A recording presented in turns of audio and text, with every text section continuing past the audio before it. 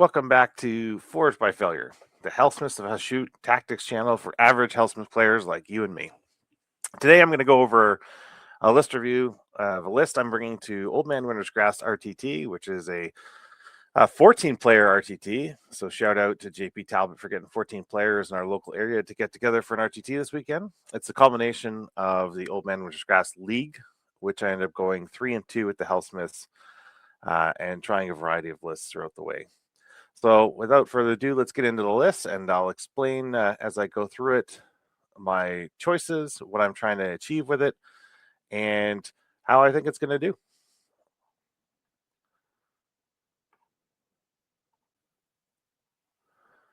Okay, so here's the list. It's an industrial polluters list. I've tried Domination Force. I've tried a couple of the Battle Tome battle formations, but I think industrial polluters just gives you that all-around benefit for a competitive event. It's if you're within wholly within 9 of a war machine, you're -1 to hit for your infantry and cavalry.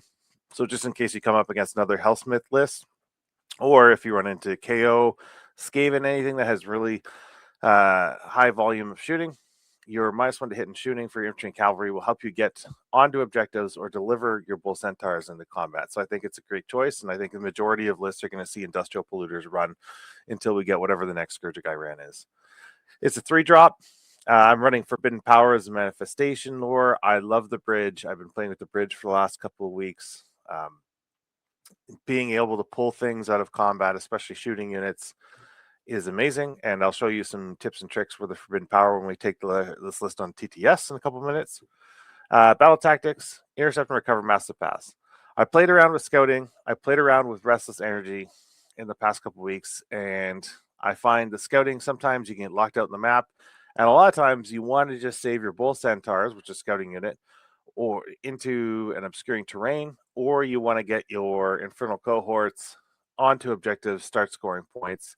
And the Hobgrots, well, the Hobgrots just die. They get up there, they desolate terrain, and they die. They're an effective screen for a turn, but other than that, they're not going to get you a reliable scouting. So, 3 drops. Let's take a look at the regiments. First, Demon Smith on Feral Taurus. I've played with this unit the last couple of games. I would prefer Uruktar, but in this list, I don't have the points. So I don't mind going to a Demon Smith on Taurus, only because I can give him the overdrive switch, so I can make him hit on 3s instead of 4s. And I'll give him a mobile Eye for Weakness to help out with the Bull Centaurs when they get into combat, or he can go help out Infernal Cohorts in combat as well. 2 Deathstreaker rocket batteries. I love these things. I've been playing a double Deathstreaker list for the last couple of weeks, and even yesterday, the final turn of the game, the Mortal Wound Splash to have 3 points to put on the Deathstreaker and give a Mortal Wound Splash to either kill a hero on the side of a unit or 2 chip damage before you go into something. I love it.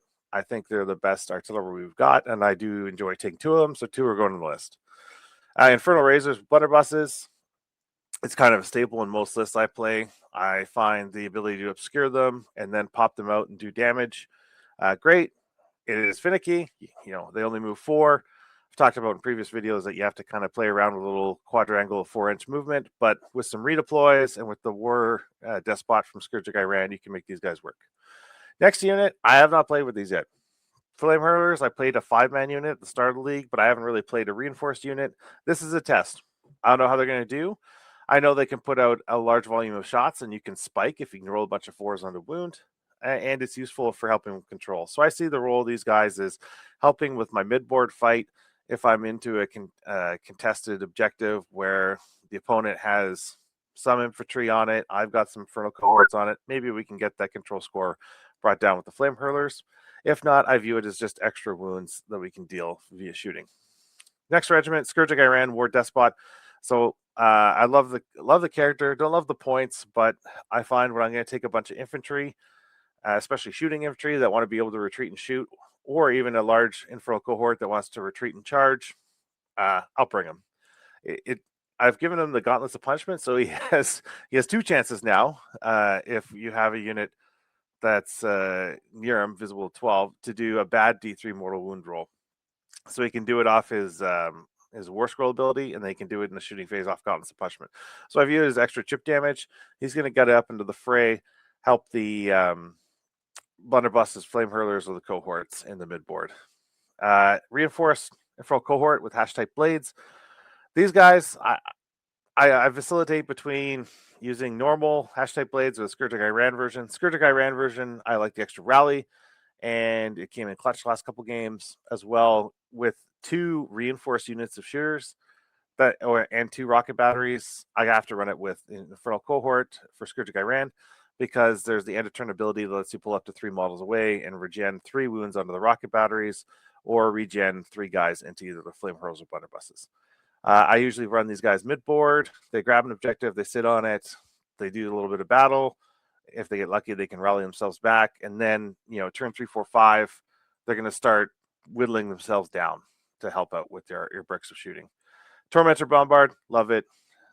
Key to shooting, right? You can try and turn off commands until the start of your next turn for enemy on a 3-up. Ashen Elder, it's making a return to my list. I've usually run double Demon Smith, so 1 on Taurus or Iktar and 1 on foot. This time I'm going to try the Ashen Elder on foot, so get the prayer access again. He's going to try and help those Bull Centaurs, give them an extra point of rend before they go into combat, or just run around, be obscured, and do some actions for me. So that being said, let's take a look what this looks like on TTS on the tabletop, and I'll walk through some of the key combos. Okay, we're back in TTS. I'm going to go through some of the key combinations or tricks that I'm going to try and use out in this list. First one is just a use of a manifestation, but I'm going to show, if you haven't considered using Forbidden Power, how it's very useful for Hellsmiths to shoot. First up is the Screaming Bridge. Screaming Bridge, you have to place it when you cast it. You place 2 pieces wholly within 18, and it doesn't have a movement characteristic, so you can place it near an enemy. So what you see here is we've got some of our blunderbusses that potentially have just been tagged maybe at the end of the turn by a bull centaur. They didn't have the points to power through. Whatever it is, something's tagged your infernal razors blunderbusses. Maybe you don't have that war despot near them, so you want to get them out of dodge and be able to shoot your turn. So you cast the bridge. Because the bridge has a movement characteristic of 0, it can go within combat range of anyone. So first piece of the bridge, put it out. Second piece of the bridge, this is where you're going to want your unit to go. So say there's maybe potentially something you want to shoot that's over here. And then you put the second bridge within 9. So that works there. Then what happens in your movement phase is you're able to pick up a unit wholly within 6 of this bridge, any piece of the bridge, and transport to the other side. So you can go like that, drop it down, and ensure it's within 6. And now that unit is free. So that unit can engage this unit over here. It can go onto objective. It just pulls your shooting. So if you're a Hellsmith player, you live and die on shooting for the most part, unless you're running a bunch of Bull Centaurs. Pulls your shooting out of dodge and lets you remaneuver around the board. So I love the Soul Scream Bridge for that, and I think it's a great tool in the toolbox if you're thinking about what Manifestation Lore to use. The second use for the Soul Scream Bridge is with Bull Centaurs.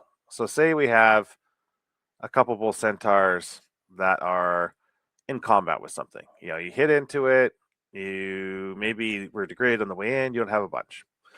So what you do, you cast the bridge, start of the turn, you give these guys 3 power points, because that's going to give them +3 to their charge. Cast the bridge, put the bridge near the Bull Centaurs, you pick them up, and when you put them down, didn't discuss it earlier, you have to be 9 inches away from other enemy units. So say these guys are 9 inches here, roughly about there. So you can put your Bull Centaurs just outside of 9, but then because you're +3 to charge with your demonic power points, it's a 6-inch charge. So it's another way to move your key hammer assets around the board, and doing this in conjunction with allocating the demonic power points lets you get that 6-inch charge with the Bull Centaurs.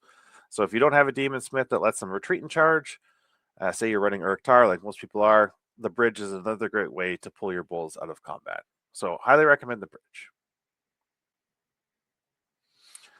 All right, the next thing I'm going to talk about is the Scourge Iran War Despot and how I found using his aura of giving out a PowerPoint. So when I've run this unit in the past, what I found the best way is to find a nice piece of obscuring terrain, either a place of power or a forest in your backfield that can get projected into midboard, and place that War Despot so they're obscured. So the aura is still emanating So these Infernal Blade cohorts here, they're going to count as having a power point. We probably have some of our artillery in the back here, so like a Death Streaker over here, that counts as having a power point, maybe a Tormentor Bombard back there. So by positioning your War Despot in obscuring terrain or near obscuring terrain or place of power is more ideal because you can actually touch it and get yourself an unbind, and then placing that aura to emanate. So when you're doing a deployment with your Scourge of Iran War Despot, look for areas that you can, 1, obscure the model, 2, project your aura either into your artillery backline or onto a mid-table objective that allow your Infernal Cohort to at least get that 6-up ward because they count as having 1 demonic power point. And then during the course of the game, if he needs to step out, target the enemy that's engaged with this, do some mortals, Gauntlet of Punishment, pull these guys back, he can. Or if he can just sit here and babysit for a little bit until it's convenient. So the key to I found using the Scourge of Iran War Despot is to find, 1, like I said, the obscuring terrain or place of power preferable in your deployment zone. And then 2, that space where the aura that emanates is going to be enough to affect either a gun line or preferably getting something onto a mid-board objective. And then as the game develops, you can step out in the later turns and either fight, grab an objective, do things you need to do. So that's all the key tips and tricks I'm going to go through today. I think in the future I'm going to make some more videos on TTS showing kind of the nuances of playing Hellsmiths.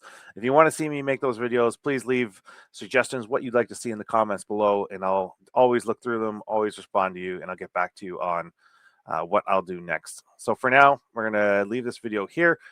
We're going to go to the RTT. We're going to run this list. We're going to see how it does, and then I'll give you a bit of an action report. In the meantime, think about what things you want me to work through on TTS with you in terms of mechanics of Hellsmiths, maybe shooting priorities, and we'll get to those videos in the future. That being said, thank you for watching. Have a great day, and have a good one.